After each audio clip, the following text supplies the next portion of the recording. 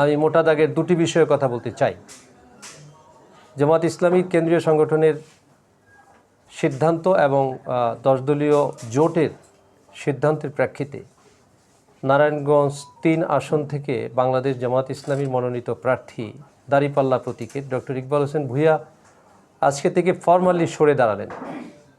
Number 1।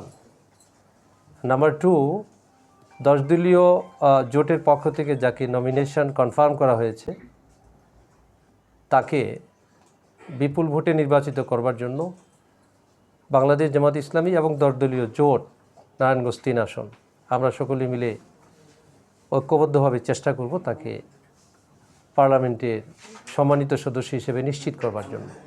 আমরা সকলে মিলে একটি মানবিক রাষ্ট্র, ন্যায়ভিত্তিক রাষ্ট্র, একটি ইসলামী রাষ্ট্র, একটি কল্যাণভিত্তিক রাষ্ট্র, যে রাষ্ট্রে সকল মানুষ সমান অংশীদারিত্বের ভিত্তিতে বসবাস করতে পারে এবং যে রাষ্ট্রটা হবে একটি মানবিক রাষ্ট্র। আল্লাহ তাআলা আমাদের সকলকে সেই মাপের একটি রাষ্ট্র বিনির্মাণের জন্য যাদের যাদের পার্লামেন্টে যাওয়া প্রয়োজন সেই লেভেলের লোকদেরকে পার্লামেন্টে যাওয়ার এবং রাষ্ট্র সুন্দর করে বিনির্মাণ করবার আল্লাহ তাআলা তৌফিক দান করুন।